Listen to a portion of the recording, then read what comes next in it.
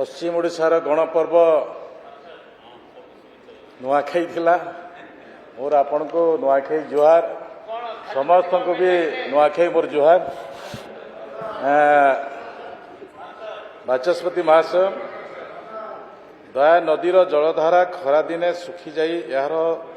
काया सुक्ष हेबा परिलक्षित हेउथिबारु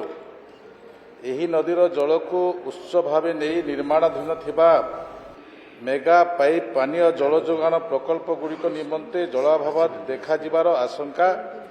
रही। एही संकट दूर करने निमंते दया नदी रे थिबा तिरिमाला सेतु एवं गड़साही बाईगण तली एही दुई गोटी स्थान रे नदी जल भंडार प्रकल्प स्ट्रीम स्टोरेज स्ट्रक्चर निर्माण करने निमंते ग्राम्य जल जोगान और परिमल संस्था द्वारा जल संपद विभाग सर्वोच्च यंत्रिक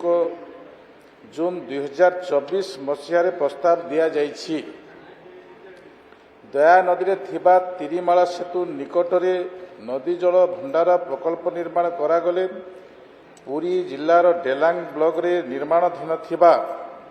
मेगा पाइप पानीय जल जोगान प्रकल्प mega pipe water supply to 16 ग्राम पंचायत डेलांग ब्लॉक एवं खोर्धा जिलार खोर्धा जटणी ब्लॉक रे निर्मित होथबा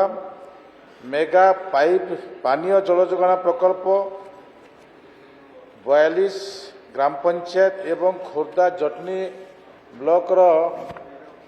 पंचायत को माड़ब निमंते पर्याप्त परिमाण जल उपलब्ध हो पारिबो। सेहीपरि गड़साही बाईगणतली ठारे दया नदी रे नदी जल भंडार प्रकल्प निर्माण करागले पुरी जिले में निर्माणाधीन थिबा दुई गोटी मेगा पाइप पानीय जल जोगान प्रकल्प mega pipe water supply 126 villages of Kanas block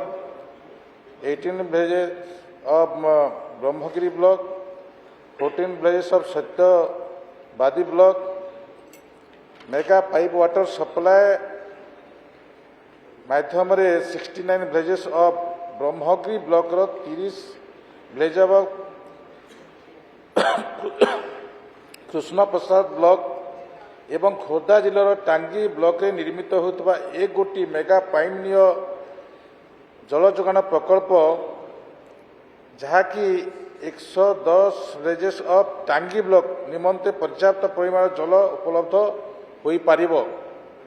जल संपद विभाग सहित नियमित जोगाजोग करा जाई उपरोक्त दुई गोटी स्थान रे नदी जल भंडार प्रकल्प निर्माण संबंधी प्रक्रिया त्वरान्वित करने निरंतर प्रयास जारी रही।